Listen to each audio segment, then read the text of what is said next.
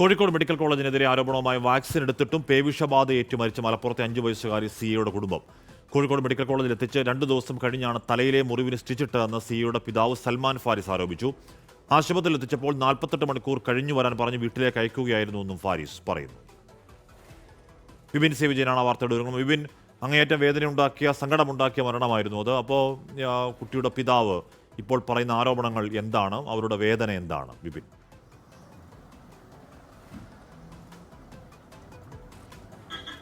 Ashmi, March 29-നാണ് കാക്കത്തടത്ത് വെച്ച് CIA തെരുവുനായ ആക്രമിക്കുന്നത്. അതിനുശേഷം 3 ഡോസ് വാക്സിൻ എടുത്തിരുന്നു. ഈ 3 ഡോസ് വാക്സിൻ എടുത്തിട്ടും കുട്ടിക്ക് പേവിഷബാധ സ്ഥിരീകരിക്കുകയും പിന്നീട് മരണമടയുകയും ചെയ്തു. അതിനുശേഷം കോഴിക്കോട് മെഡിക്കൽ കോളേജ് ഡോക്ടേഴ്സ് തന്നെ അവരൊരു വാർത്താസമ്മേളനം വിളിച്ചൊക്കെ പറഞ്ഞത് ഈ കുടുംബത്തിൻ്റെ ഭാഗത്തുനിന്ന് ആദ്യത്തെ മണിക്കൂറുകളിൽ കാര്യക്ഷമമായൊരു ഇടപെടൽ ഉണ്ടായില്ല എന്നുള്ള ഒരു പരാതി എന്നുള്ള നിലയ്ക്കായിരുന്നു. പക്ഷേ ഇപ്പോൾ കുടുംബം പറയുന്നത് ആദ്യം തന്നെ തിരൂരങ്ങാടി ആശുപത്രിയിലേക്ക് എത്തിച്ചിരുന്നു.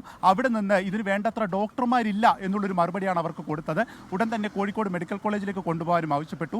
അങ്ങനെ കോഴിക്കോട് മെഡിക്കൽ കോളേജിലേക്ക് കൊണ്ടുപോയപ്പോൾ ഏകദേശം അരമണിക്കൂറോളം കാത്തുനിന്ന ശേഷമാണ് ഡോക്ടർമാരെ കാണാൻ തന്നെ സാധിച്ചത്. അങ്ങനെ ഡോക്ടർമാരെ കണ്ടതിന് ശേഷം പിന്നെ അപ്പോൾ തന്നെ അവർ ഒരു വാക്സിൻ എടുക്കുകയും വീട്ടിലേക്ക് വിടുകയുമാണ് ചെയ്തത്. ഗുരുതരമായ മുറിവാണ് തലയ്ക്കേറ്റിരുന്നത്. ഈ തലയ്ക്ക് ഇത്രയേറെ മുറിവുണ്ടായിട്ടും അവിടെ അഡ്മിറ്റ് ചെയ്യാനോ അതൊന്ന് സ്റ്റിച്ചിടാൻ പോലും കോഴിക്കോട് മെഡിക്കൽ കോളേജിൽ നിന്ന് തയ്യാറായില്ല. അങ്ങനെ വീട്ടിലേക്ക് വിട്ടതിന് ശേഷം 48 മണിക്കൂർ കഴിഞ്ഞ് വരാനാണ് ആവശ്യപ്പെട്ടത്. ഇങ്ങനെ 48 മണിക്കൂർ കഴിഞ്ഞതിന് ശേഷമാണ് ഇത്രയും ആഴത്തിലുള്ള ഒരു മുറിവിൽ സ്റ്റിച്ച് പോലും ഇട്ടത്.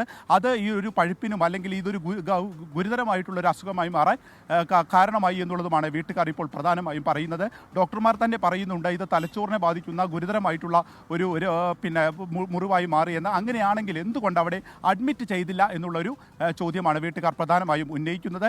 അതുകൊണ്ട് തന്നെ മനുഷ്യാവകാശ കമ്മീഷനും മുഖ്യമന്ത്രിക്കും അടക്കം കോഴിക്കോട് മെഡിക്കൽ കോളേജിനെതിരെ ഒരു പരാതിയായി ഇതിലെന്താണ് സംഭവിച്ചതെന്നുള്ളൊരു കൃത്യത വേണം എന്നുള്ള ആവശ്യവുമായി സമീപിക്കാനാണ് ഇപ്പോൾ വീട്ടുകാരുടെ തീരുമാനം ഉണ്ടാവുന്നത്. 5.5 വയസ്സുകാരി മരിച്ചിട്ടും ഒരാൾ പോലും, അതായത് സർക്കാരിൻ്റെ ഭാഗത്തുനിന്ന് ഒരാൾ പോലും ഈ വീട്ടുകാരെ സമീപിച്ചില്ല എന്നുള്ള ഒരു വിഷമം കൂടി, ഒരു പരാതി കൂടി ഇവർ ഉന്നയിക്കുന്നുണ്ട്. അഷ്മി, സിയുടെ പിതാവ് സൽമാൻ ഫാരിസ് പറഞ്ഞു കേൾക്കാം.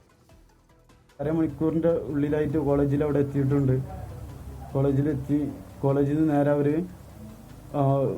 ഇഞ്ചക്ഷൻ ഇത് കടിച്ചുകൊണ്ട് അവർ പറഞ്ഞിങ്ങനെ ഒരു 48 മണിക്കൂർ കഴിഞ്ഞിട്ടാണ് ഇനി ബാക്കി ഈ സ്റ്റിച്ചിടുക ഇതൊക്കെ ചെയ്യാൻ 48 മണിക്കൂർ കഴിഞ്ഞിട്ടാണ് പറ്റുള്ളൂ എന്ന് പറഞ്ഞ് അങ്ങനെ അവർ ഞങ്ങളവിടെ നിന്ന് ഇങ്ങോട്ട് പോന്ന് പിന്നെ 48 മണിക്കൂർ കഴിഞ്ഞ് പെരുന്നാൾ കഴിഞ്ഞ് പിറ്റേ ദിവസമാണ് 48 മണിക്കൂർ കഴിഞ്ഞ് അവിടേക്ക് കൊണ്ടുപോയി കണ്ട് തലക്ക് സ്റ്റിച്ച് വിട്ട് പിന്നെ കാല് ഇത് കട്ട് ചെയ്ത് കാണ്ട് ഇതാക്കി കണ്ട് ഓപ്പറേഷൻ ചെയ്ത് കണ്ട് അവർ തുന്നിയും ചെയ്ത് 2 ദിവസം അവിടെ നിന്ന് പിന്നെ അവർ വീട്ടിൽ പറഞ്ഞേച്ച്.